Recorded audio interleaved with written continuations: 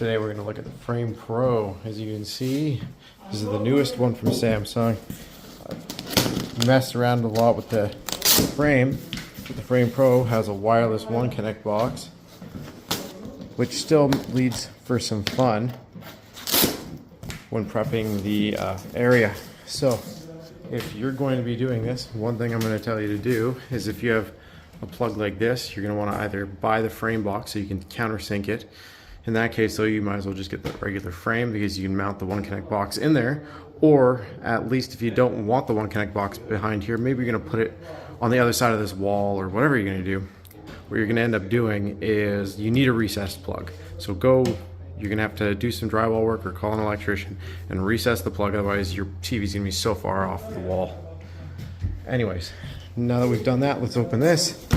All it is pull out the wall mount, pull out the One Connect. Wow, that's lighter. So the regular One Connect is extremely heavy. That one is light. You could Velcro that to the wall. So let's say you did it in a bedroom.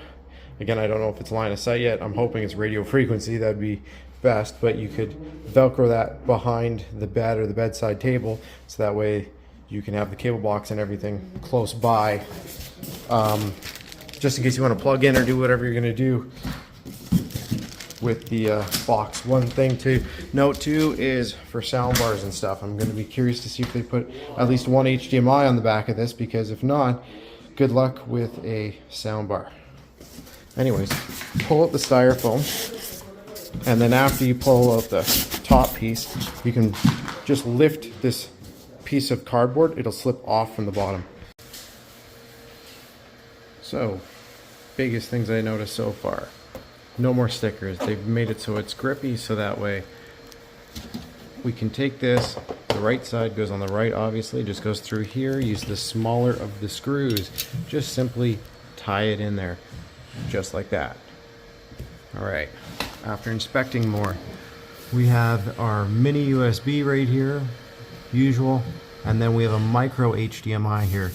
Now, this was a missed opportunity. That should have been a micro HDMI ARC, which goes to their micro HDMI soundbar, in my opinion, unless it is. If not, that's what this should have been for their universal, or it's not even a universal, it's their Frame TV soundbar. It should be powered off of here, so that way there's a little attachment that goes here and here, or a pigtail cable, clip into here, clip into the soundbar. Why Samsung hasn't done that yet, I have no idea, but so we move on. We have a right, we have a left, bolt those in. Bring this out, slide this up, so this hooks on like so, and then I'm gonna see if I can brace the TV. Bring it down like that. You want this bracket in here to be centered in the metal, so that way it's like that's a little too much, and I'll show you why in a sec. But what you want to do is center that. Do the same with the side. Then what you're going to do is measure, trying to keep these as straight up as you can. Measure from here to here. Once you have that measurement, let's say this is, well, I'll tell you in a second. So right here, what you want to do, right there, mark, as we can see, it is 21 to both sides. Take a 24-inch level, like so, or longer if you have, mark the center. We know that we're dealing with 21, so we're going to go to 10.5. We're going to put 10.5 right on our centered line. Why 10.5? Because 10.5 is centered of 21 for this particular TV. Now that we have that, you know this is your center on the wall, so wherever you want the TV to be centered, you'll put that there. And then you're going to put a mark here and a mark at 21. And what that's going to do is let you know where the plates start. So you're going to just do a black line and basically make an L. Do a black line, it starts right here at 21, and go like this, or down. So that way you know the plate is going to mount, the corner of the plate will be right there. Level it with that black line there, level with the black line here. After this, so that way, again, now you have a corner measurement, and Basically, we just want to make sure those plates are as level as possible. There is some forgiveness, but still, I will tell you, level it as much as possible. There's a lot of measuring when it comes to this TV. Next measurement, go ahead, hold the plate all the way up on the hook off the magnet, and then sink it in as close as you can to the TV. Measure from the bottom of the TV to the top of the plate. So the measurement I got once I held it up was 28.5. So keep that in mind when you're doing that. Again, take that with a grain of salt. Do your own measurement. I've seen these molds be off before. So if you're doing a very precise measurement where you cannot be off, always measure for that particular bezel. With this TV, I don't know why Samsung doesn't include them. Probably because they're scared you'll just break them and you'll have to go buy these anyway. These are toggle anchors. You're going to need them because there's absolutely no way, unless you're dealing with a solid wood back, which is almost never. Unless you're in Europe, then you'll be dealing with stone. And what you're going to end up having to do is put in Hilti toggles to sync the plates up to the wall, because there won't be wood where the plate needs to mount. You might hit one stud, but you definitely won't hit two with each plate. I haven't been that lucky ever, so just something to consider, and I'll show you how I use those. For this one, if you're gonna come off the top, instead account for 4 1/4 to the bracket, because it's a 28.5, like I said, and then the TV itself is like 32 3/4. So if you minus it, it's 4 1/4 difference. As you can see, what we're gonna do is put in a recessed box here. So to do so, it just goes in like so. Of course, here they put in wood backing, so we're just gonna cut the wood backing a little bit. That's good though, because that means we might not have to Hilti toggle in this very rare case scenario because it's wood backed. All right, so again, if we were measuring from the bottom of the TV, so we're measuring from the floor, and then we know we wanted it, let's say 34 inches off the ground. You do that and then add 28.5, that'll be the top of your brackets. If we are saying, hey, I wanna go to the top of these door frames, so we need to measure down, so you'd measure 84, or these, let's say these measured at 84, which I think these do, we would take 4 1/4 off, and that would bring us to the top of the brackets. Because if you put both those measurements together, you have the height of the TV. Hope that makes sense. If you're measuring from the top of something, it's 4 1/4 down to the plates. And if you're measuring from the bottom of, say, the floor or whatever you're measuring, it's whatever you want distance, and then 28.5. 4 1/4, 28.5. That's all you're getting from me. So again, those measurements, we just go up here, we line that up just like that, level it out, and if we level it out as it's level right there, you're gonna have that there, which is that, and that, which is there. I will show you how that's gonna play, but that is where our measurements came from and how they kind of articulate to the wall, if that makes sense. After you have that L, you can extend it, just cover it. And as you can see, I've made some dots. The reason why these are possible mounting positions. I believe this is wood backed. If it's not, then we'll throw in the Hilti toggles. So in this case, we have wood backing here for there, there, and there. We have wood here, so again, we'll just use those screws. But unfortunately, in this case, there's only one stud. So we're gonna do a 1/2 inch hole, just like that. And then I'm gonna show you how to put in the Hilti toggle. So in this case, see how it moves? Swish it, you shove it in here, just like that, pull, and then zip this. You just hold the bottom and zip the plastic collar all the way to it. You're basically riveting the wall, so it puts a thread insert in the wall. It's in like this, done. The Hilti toggles should come with a screw, put in your own washer, tighten it in by hand. If you've never used them before, I can do them by impact, but if you go to and you tighten it too much, you'll pop it through the wall. You don't want to do that. And then put in the 2 of the included Samsung screws, bang. Again, if they're wood back, go ahead, just use all of them. As you can see, I only do usually 3 screws in total. These 2 do most of the lifting. This just makes sure that the bracket doesn't change position. That makes sense. So again, in this case, I'll just do 3 once again. From here, all you're gonna do is put this in here.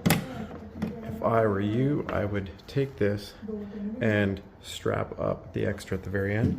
What we're gonna do first is lift the TV up onto here, and then I'll strap it in behind.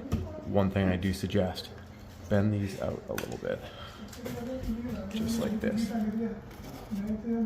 So that way it'll grip better and easier. Now you can lift it up on. After you get it up there, what you can do is put the big foam up here and the small foam on the bottom. That just allows a little bit of air gap for circulation. You don't have to, but if you put it on, it's better. Anyways, as you can see, right where I wanted it, and if it looks like it's a little bit off, you can shift it tiny bit, like I think it's less than 1/4 of an inch side to side to get it perfectly center, and then to level it, you just push the bottom, and if you push the bottom, that side goes up. If you push the bottom this way, that side goes up over here. Pretty easy. Type C, plug it in, let that boot, or I don't know if it has a booting time, but as I can see, the optical's glowing. Let's power this up, and we'll see. There's Samsung. We'll let it fully boot. When you first boot it up, you can see it found our One Connect box there. Looks like it's searching for it. We'll give it a second.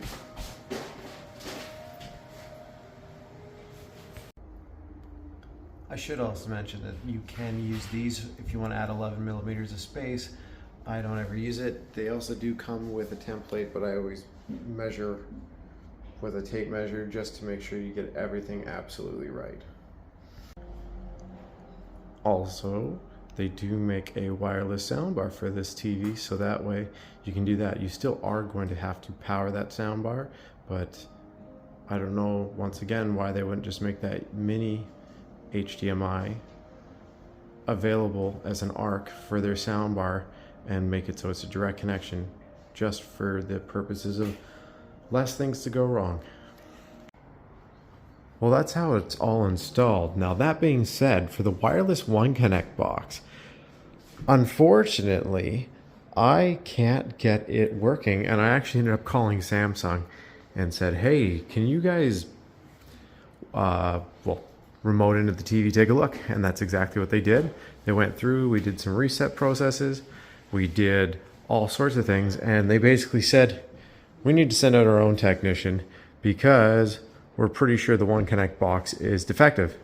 So make sure, if you guys want to, right off the bat, as soon as you get these brand new TVs, they are Gen 1 at this point, so there's a pretty good chance that the One Connect box is defective.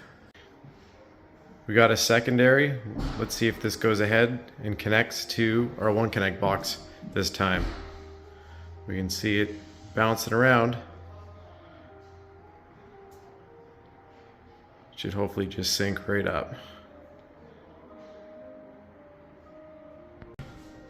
For the initial sync, I ended up plugging it in right next to the TV, and it ended up syncing this time. Keep in mind, I did this with the other one and it did not sync up. So we can tell this time because it shows there's nothing plugged in, but now it is synced up. Just something to be aware of. I would plug it in directly under the TV, not in a cabinet, which of course it'll tell you not to if it fails. But again, once it's synced, it's supposed to be good for up to 33 feet. I'd have my doubts with that, but yeah, it's all synced up. Once the initial setup is done, I've plugged it in across from the TV again, and it is working. It just takes a second. Just make sure that light goes solid blue. If it starts blinking again, it means that it's got no signal. It's probably out of reach for your area. If you're going to be putting it, let's say, in a closet on the other side of a brick wall or anything, you might have connection issues. Or if there's something in the wall, like if you're dealing with a lot of steel studs or Wi-Fi connections, it could, of course, hinder it too. So a couple quick things with this TV that I'm excited with is, one, with the secondary HDMI that's still on the back of the TV, HDMI number 5, the USB-C. I think that with a USB-C cable to power a cable box and then an HDMI cable going to it, it's going to allow for you to put a very thin cable box on the back of it, which is really, really cool. Means that you don't have to have the big One Connect box, and you can just simply have a cable box, even though those will be the way of the dodo soon. There's just going to be an app and maybe a Bluetooth remote you sync with your TV soon. Last but not least, with the wireless One Connect, I would kind of suggest, if you have a box that you can actually place a One Connect box in, do it. And I only say that just because the wireless aspect of it is going to cause issues, I think, in the future. And if you're doing gaming and input lag or anything is something that you're worried about, obviously now you have another wireless interference going through the air, which is going to take time. Hardlined is always going to work faster. So something, if you're a gamer, get the wired version. If you're just somebody who's like, look, I want a piece of art and I want my husband to be able to watch his football games, this is perfect. I would go ahead and purchase this. Anyways, I hope this video helped you out.